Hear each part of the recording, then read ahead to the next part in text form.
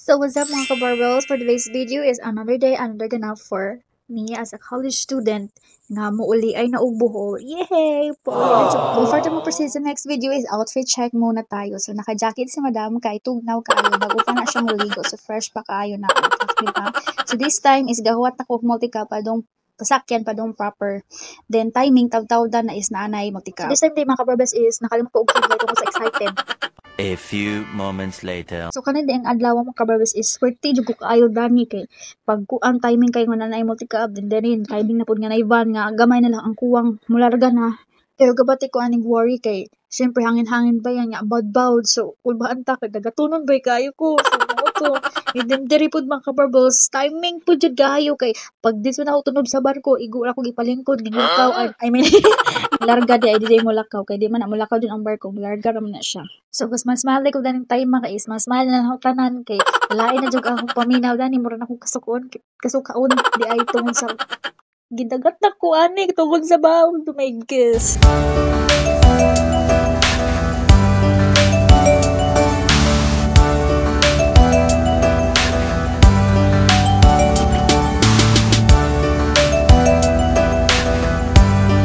Modern na akong gipangdam ang kabarbels bugat-bugat po na siya then nagdapol ko og backpack then kato and then sa pagsakay na ko at bang kayo ko sa market basta palitan mo.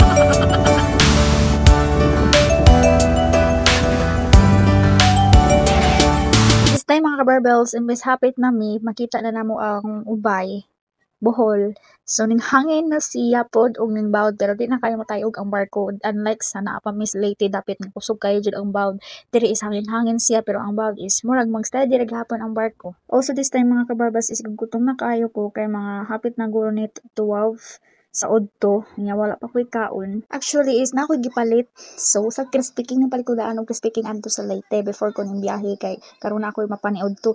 Unya kay bawd man og mukaon og daghan basin magsuka na nun ko daring tapit kay nga waboy ko nagdaog kasukahanan so mo to wala lang ko ning kaon. Hapit naman sad nimo kuan makita naman nimo ang kanang ubay port sa ubay mo tong kung ko ay ato lang ko sa ubay pon mo kaon.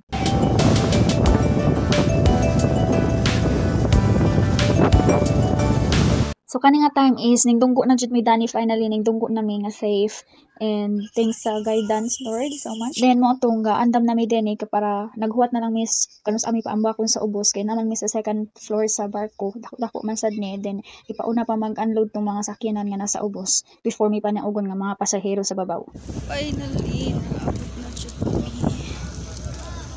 After a few minutes, nakanaog na dyan may and here I am here sa port sa Ubay. So before ka adto sa kanang naay adto sa dapit parkingan sa nay mga tricycle is imo sang ibilin or ibutang imong bag inyong bag kay karong simot-simoton sa iro nabay something nga gibutang sa imong bag. So duha din sila ka buok iro ang gipasimot-simot sa every bag sa mga pasahero then kanina first nga iro is wala ra nabahoan ang crispy nga nasa ang bag.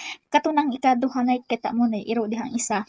So, kanang ikaduha nga iro, nabahoan na rin speaking sa akong bag mo itong natinga sila, basta man na day, basin matinga sila, nagdakong pisag unsa ba, sudan, matinga ko nga, sige, sudan na, speaking. So, kung ito, wala na ko pa video datong tayo makain.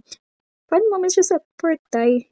Tawad tanan sila, pag ingon halaya sudan, ba na speaking, palit na ako speaking. Mga wala ka sa emos naning tayo makay, kung masakay ka sa mga tricycle diha kay mahal man nagplite, so kas og kwarta, matong ako nalang gibaktas, mabaktas naman sa padong parkingan. Sakyan ako pa doon amo ulis ng ligan so mao to gabagood ko og bit kay bugat-bugat man sa siya gamay pero bakaya naman kay I'm a strong person ba ya and independent woman charot. Then timing po pagkatanaw sa parkingan sa mga tricycle is nakasakay ra po ko dayon din larga ra po di ba swerte ko kaayo din kadlawas so I am so thankful and blessed. So kani pa dong nami uli di ay and mo to so manang sidlak mga adlaw manang na jacket ta kay init kaayo. So, arte mabuti mong mag-jacket ko og init. Charot! Check lang, bitaw. I'm just kidding. Init lang din siya mga kabarbels. Manangga jacket ko din. Abong sad.